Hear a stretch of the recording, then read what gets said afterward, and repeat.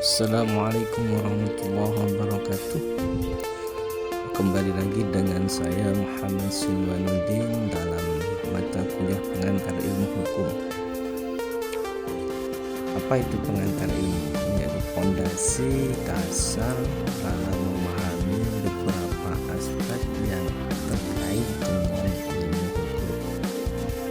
Yang pertama terkait ilmu hukum, hakikat manusia, masyarakat, dan hukum mampu mengeksplorasi hubungan eksistensial antara pembentukan aturan dengan dinamika sosial manusia.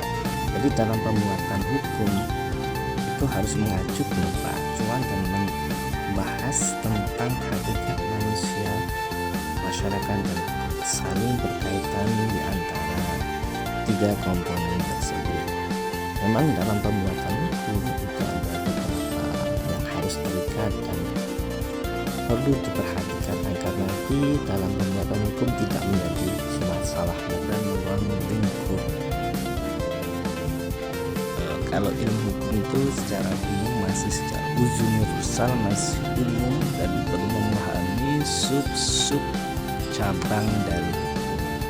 Kalau hukum itu sendiri adalah aturan tertulis maupun tidak tertulis yang dibuat oleh lembaga yang berwenang, bersifat mengikat, mengatur, dan memaksa, serta apabila terjadi suatu pelanggaran maka dapat dikenakan sanksi bagi orang yang melanggarnya. Jadi hukum itu lebih spesifik, kalau ilmu hukum masih secara luas, sedangkan ilmu hukum itu masih secara umum.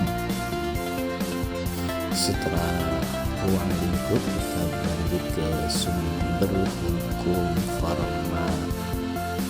Yang selanjutnya yaitu sumber hukum formal. Ada tiga terkait hukum sumber formal. Ya, sebelum langkah yang lebih lanjut, yang pertama yaitu undang-undang atau status, peraturan tertulis yang resmi yang dikeluarkan oleh badan legislatif yang berwenang.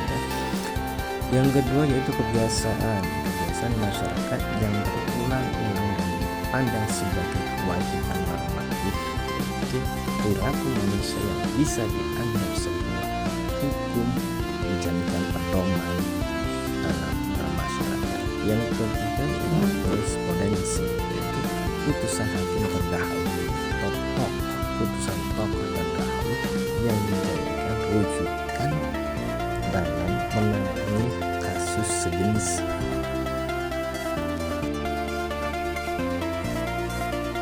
Seterusnya yaitu terkait kaidah kemasyarakatan. Ada tiga. Yang pertama yaitu kaidah kesusilaan, berasal dari hati nurani dalam suatu proses ketika pembuatan hukum itu sendiri. Jadi sebelum menangani kita lihat kesusilaannya bagaimana. Kedua yaitu kaidah kesopanan, lahir dari adat yang ada di masyarakat. Ini pantas tidak, sopan tidak, ketika melanggar aturan bagaimana hidup, masuk dalam kaidah kesopanan. Yang selanjutnya yaitu kaidah hukum, yaitu dibuat oleh otoritas yang berhak membuat hukum tersebut ketika terjadi sebuah konflik dalam hukum masyarakat tersebut. Yang selanjutnya yaitu tujuan hukum dan keseimbangan. Dari belajar ilmu hukum itu apa tujuannya? Yang pertama yaitu menciptakan keadilan masyarakat. Yang kedua yaitu kepastian hukum. Dalam masyarakat itu harus ada kepastian hukum agar kehidupan bermasyarakat bisa berjalin dan diatur oleh hukum dengan benar. Yang ketiga yaitu kemanfaatan. Jadi pembuatan kemanfaatan itu seberapa agar masyarakat bisa mengetahui kepastian kemanfaatannya yang hukum yang dibuat, sehingga masyarakat bisa berjalan dengan lancar tanpa ada suatu hambatan di dalam bermasyarakat. Intinya adalah menjaga kestabilan masyarakat. Sekian, terima kasih banyak. Assalamualaikum.